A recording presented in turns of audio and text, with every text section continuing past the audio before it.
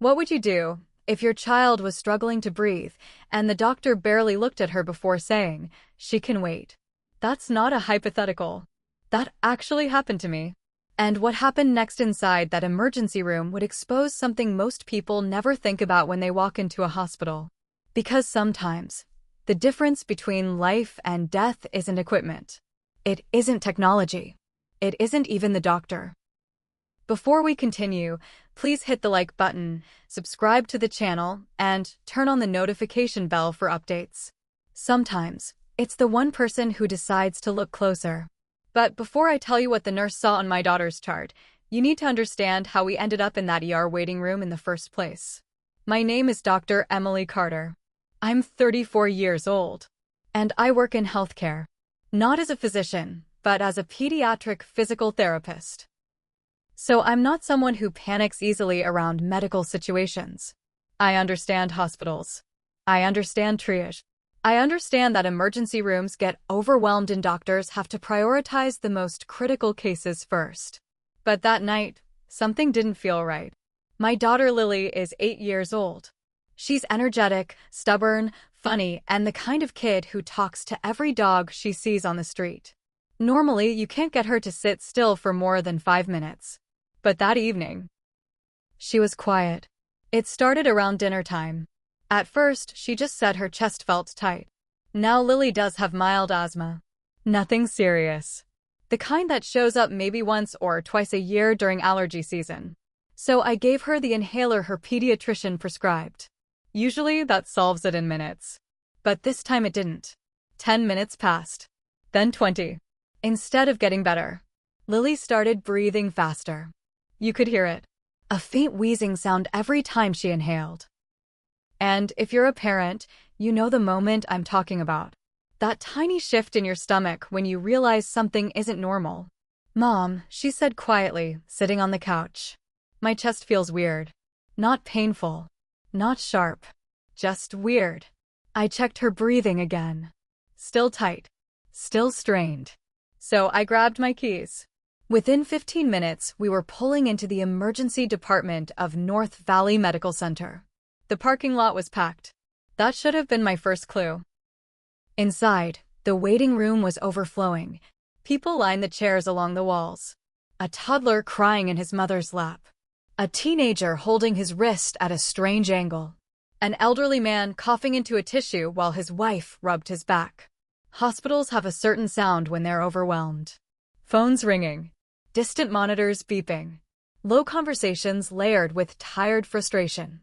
And that night, the ER sounded exactly like that. Busy. Loud. Stretched thin. I walked up to the triage desk and signed Lily in. The nurse behind the counter asked the usual questions. Name. Age. Symptoms. Medical history. I mentioned Lily's asthma, but I also added something important. 3 weeks earlier, Lily had been diagnosed with a rare airway condition called subglottic stenosis. It basically means part of her airway is narrower than normal. Most of the time it doesn't cause problems. But if swelling occurs, breathing can become dangerous very quickly. Our pediatric specialist had told me something very clearly during our last appointment. If Lily ever struggles to breathe, don't wait. Go straight to the ER. So that's exactly what we did. The triage nurse typed everything into the computer and nodded. Okay, have a seat. A doctor will see you soon. Soon.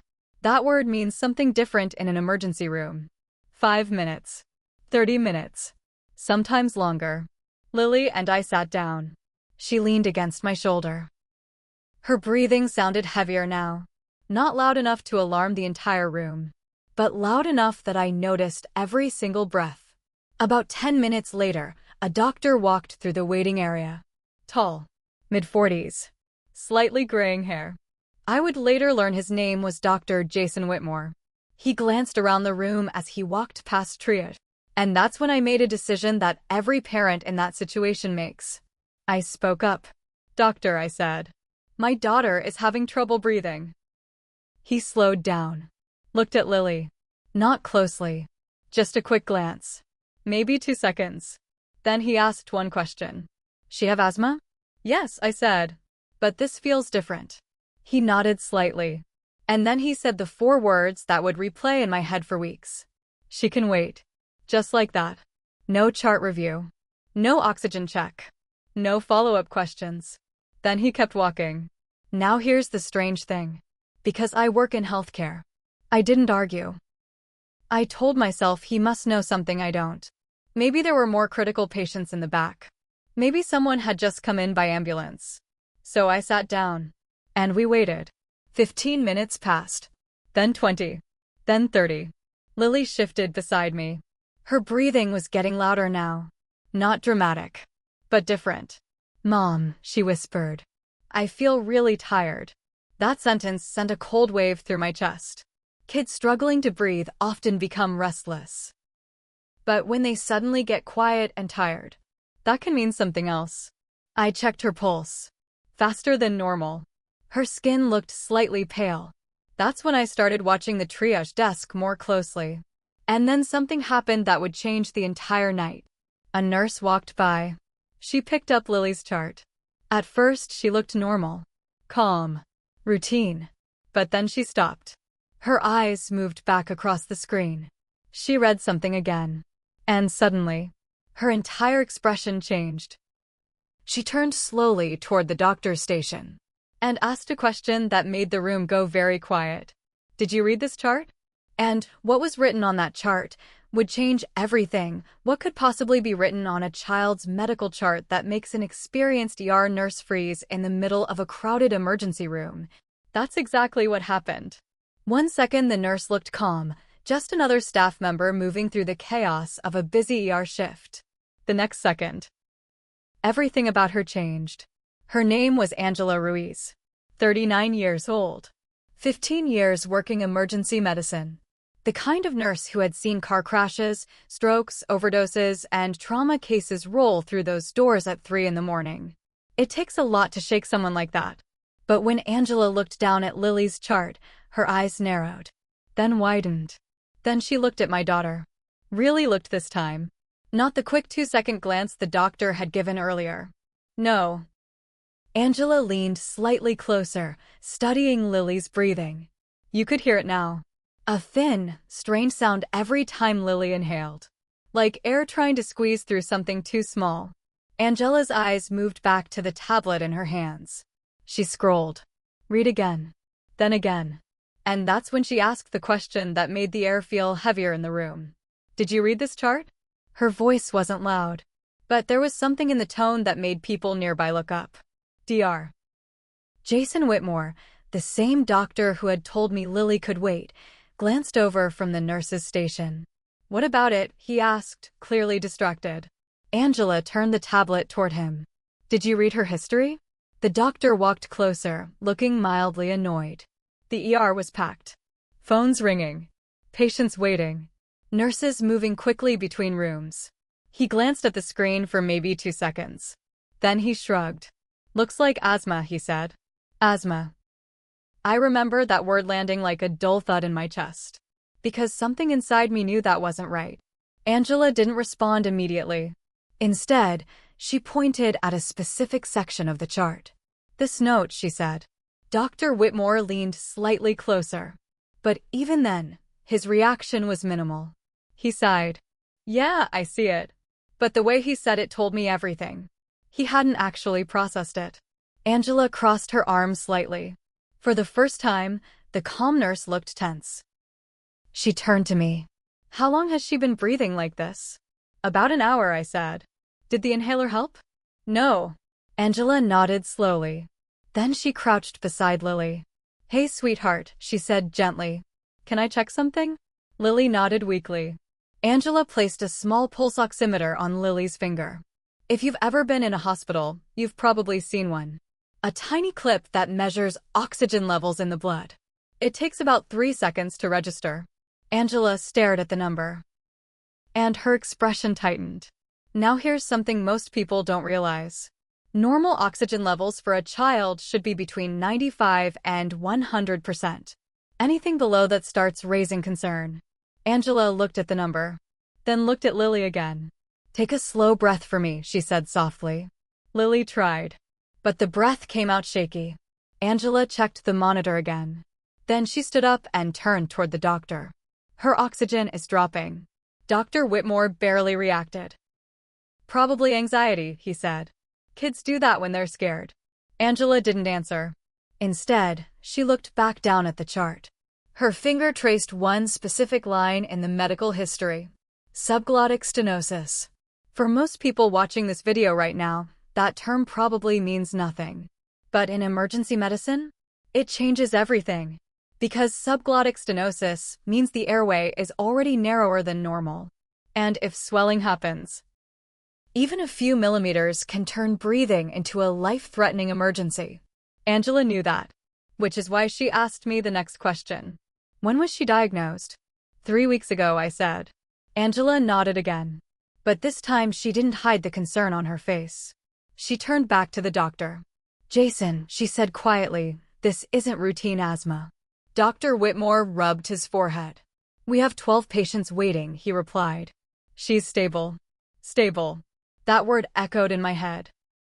Because if you were sitting next to my daughter in that moment, you wouldn't have called her stable. Her breathing sounded tighter now, more strained. And she was leaning heavier against me. Angela looked from Lily, to the chart, to the doctor. Something wasn't adding up. Then she said something that surprised me. Stay right here, she told me. Where would I go? I asked weakly. Angela gave a small, quick smile. Then she walked quickly through the double doors leading into the treatment area. And for a moment, nothing happened. The waiting room noise returned. Phones ringing. A baby crying. Someone coughing across the room. Dr. Whitmore walked away again. Like the conversation was already over. I sat there holding Lily, watching every breath she took. 10 seconds passed. Then 20. Then maybe a minute. And I started wondering something I think every parent watching this can understand. What if I should have pushed harder? What if I should have demanded help? What if trusting the system was the mistake? Lily shifted beside me. Her voice was barely above a whisper. Mom? Yes, honey. I feel really tired. And that's when the ER doors suddenly burst open again. Angela Ruiz came back through them. But she wasn't alone. She was pushing a portable monitor and carrying an oxygen tank. And the look on her face told me something had changed. Completely. She walked straight toward us. Didn't slow down. Didn't look at the waiting room. Didn't ask the doctor. Instead, she placed the oxygen mask over Lily's face and said something that made the entire waiting area go silent. We're skipping the line. But what Angela had just realized about my daughter's condition would soon make the entire ER staff stop in their tracks. Why would a veteran ER nurse suddenly pull a child out of a packed waiting room without asking the doctor first? That's the question everyone in that room was silently asking as Angela Ruiz placed the oxygen mask over Lily's face and said the words. We're skipping the line. For a moment, nobody moved. You could feel the tension ripple across the waiting room. A man sitting across from us frowned. A woman holding a toddler looked confused. Someone near the front desk muttered under their breath. Because in emergency rooms, the order matters. People assume it's first come, first served. But it isn't. It's about who needs help the fastest. And when Angela made that call, she was saying something without saying it out loud. This child shouldn't be sitting here. Angela grabbed the portable monitor and clipped the sensors onto Lily's finger and chest as she guided us quickly through the double doors. The waiting room noise faded behind us. Inside the treatment area, everything felt different. Brighter lights. Faster movement.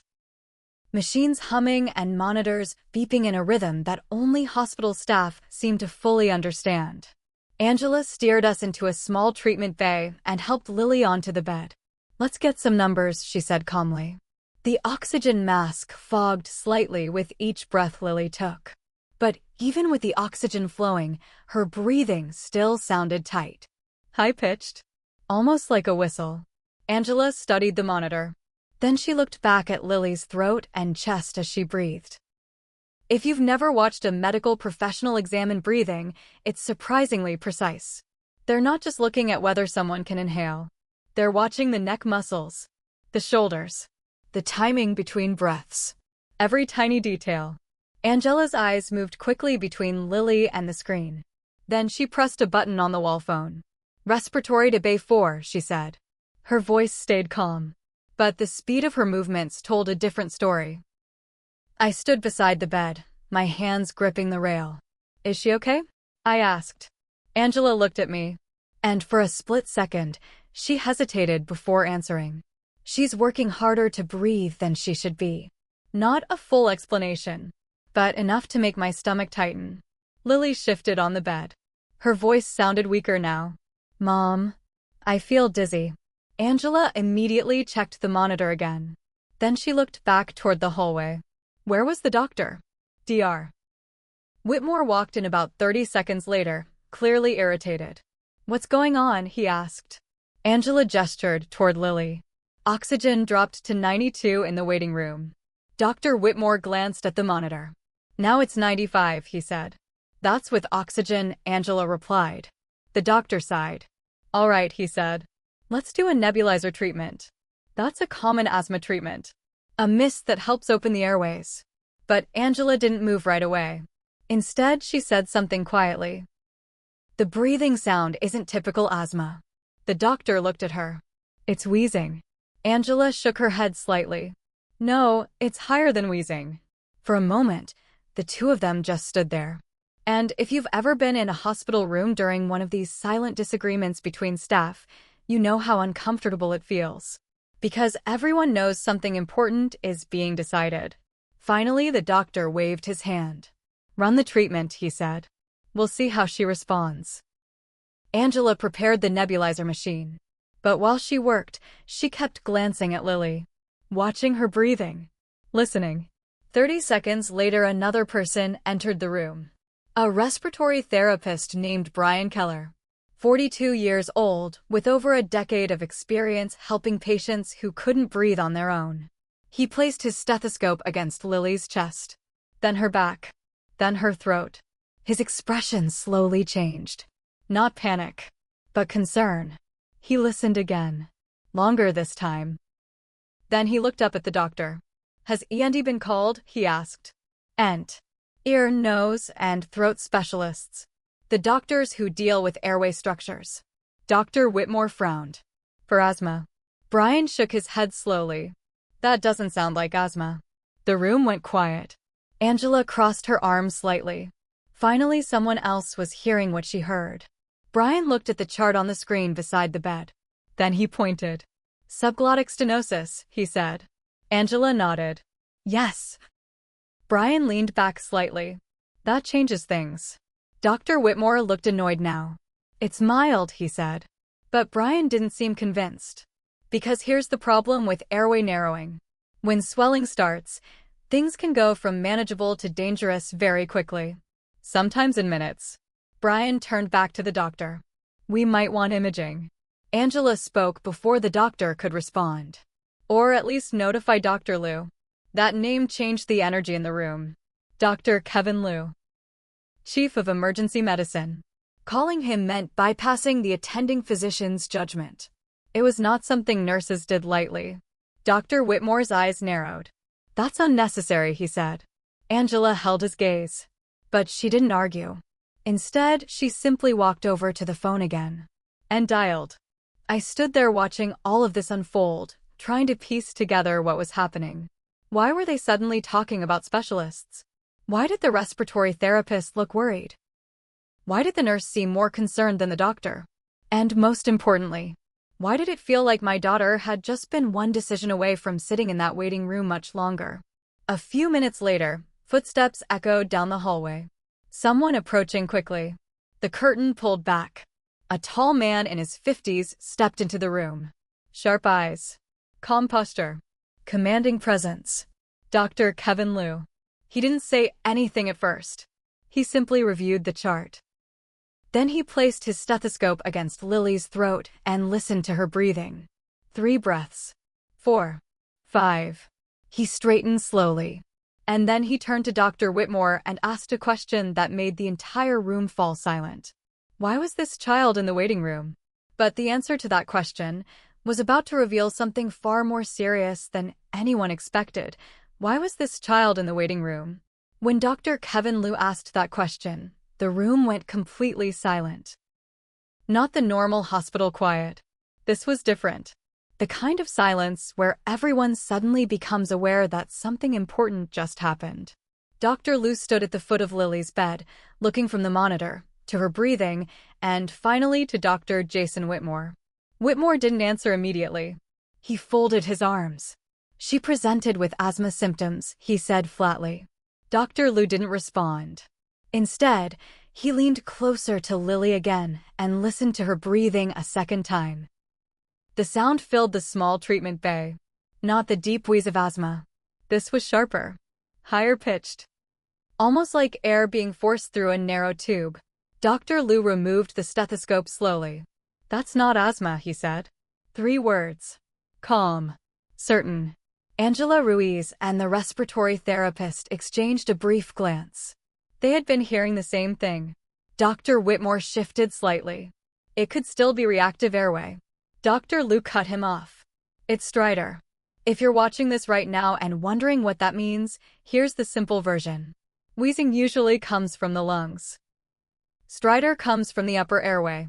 And stridor can mean something far more dangerous, because it often signals that the airway itself is narrowing." Dr. Liu turned toward the monitor again. "Oxygen's stable for now," he said. "But that doesn't mean it will stay that way." Then he looked at Angela. "How long has she been symptomatic?" Angela glanced at me. "About an hour before arrival. Waiting room time roughly 40 minutes. Dr. Liu paused. 40 minutes. His jaw tightened slightly.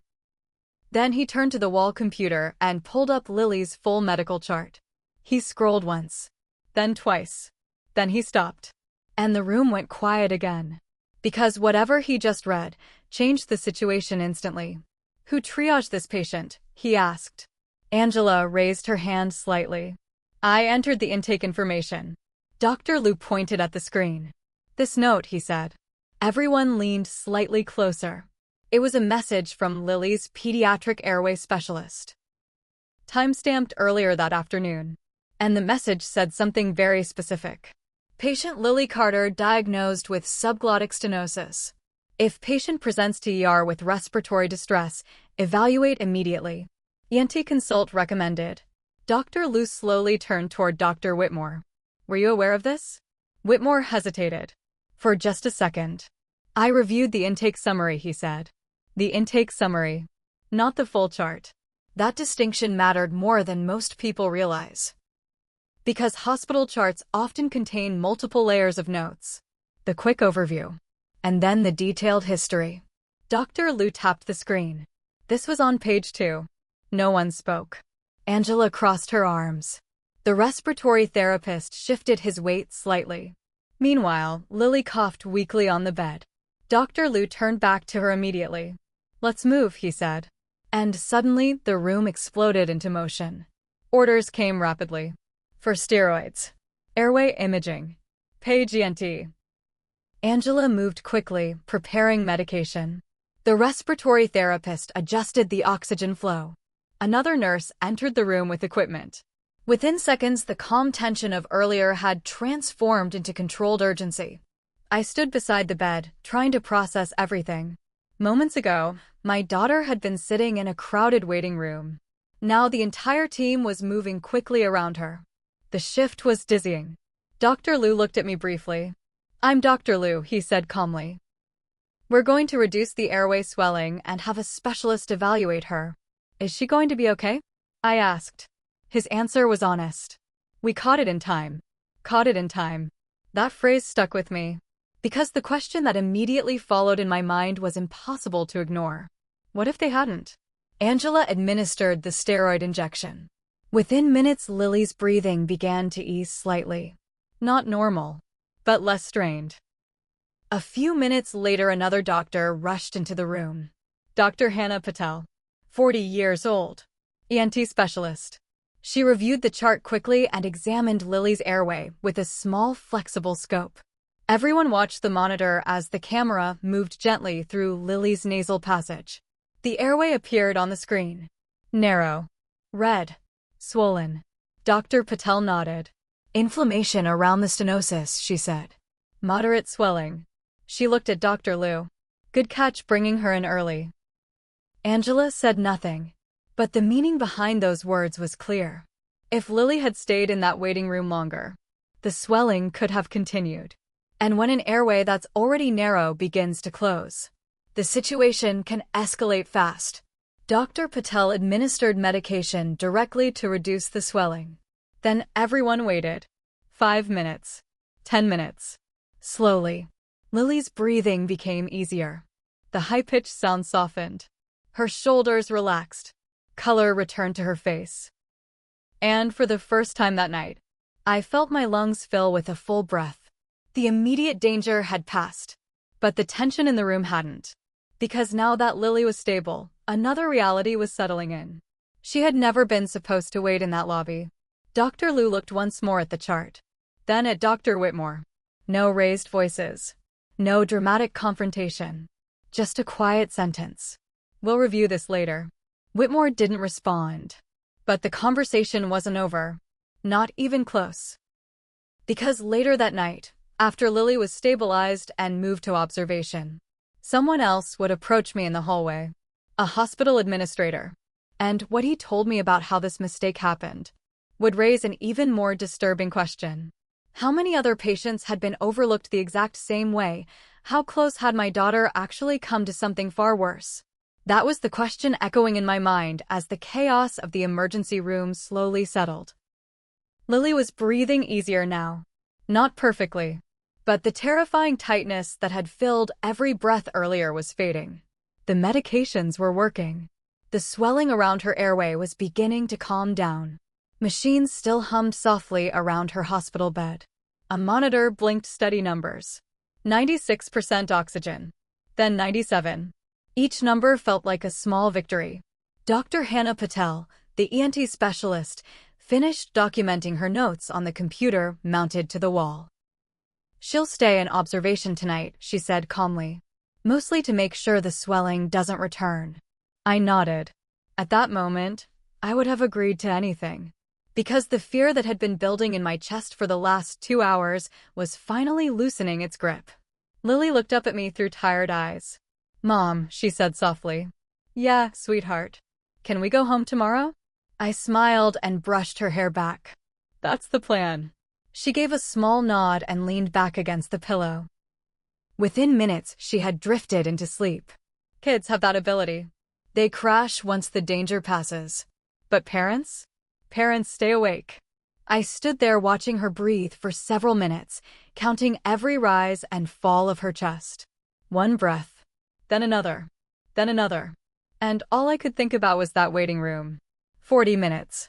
40 minutes where my daughter had been sitting under fluorescent lights, struggling to breathe, while the ER continued its routine chaos around her. What would have happened if Nurse Angela Ruiz hadn't looked at the chart? That question was still sitting in my head when the curtain opened quietly behind me. A man stepped inside the room. Early 40s. Dark suit. Hospital badge clipped neatly to his jacket. Dr. Carter? He asked. Yes. My name is Mark Benson. I'm one of the hospital administrators. Hospital administrator. Those words instantly made the situation feel heavier. Mark gestured toward the hallway. Would you mind stepping out for a moment so we can talk? I glanced at Lily. Still sleeping. Angela was at the nurse's station just outside the room. I'll keep an eye on her, Angela said gently. So I followed Mark into a small consultation room down the hall. He closed the door behind us. For a moment he didn't speak. Instead, he opened a tablet and reviewed something on the screen. Then he looked up. First, he said, I want to assure you that your daughter is stable. The team acted quickly once the situation was recognized. Recognized. That word hung in the air. Once it was recognized, I repeated. Mark nodded. Yes. There was no defensiveness in his voice. Just a careful professionalism. He turned the tablet toward me. On the screen was Lily's electronic medical chart. Timestamps. Notes. Triage entries. And something else. A system log. Hospitals track everything in electronic charts. Every time a chart is opened. Every time a doctor scrolls through a page. Every note reviewed. Every click. Mark tapped one line. This shows when Dr. Whitmore first accessed your daughter's chart. The timestamp appeared on the screen. I stared at it. Then he tapped another line below it. This shows the sections of the chart that were opened. The intake summary. Vitals. Basic symptoms. But something was missing. The specialist note. The warning from Lily's airway doctor. The message that clearly said evaluate immediately. It had never been opened. Mark looked at me carefully. It appears the full chart wasn't reviewed before the initial assessment. I felt a strange mixture of emotions hit all at once. Relief. Anger. Disbelief. Because that single detail explained everything. Why Lily had been dismissed so quickly. Why the doctor assumed it was routine asthma. Why no one reacted until Angela read the chart. One overlooked page. That was the difference.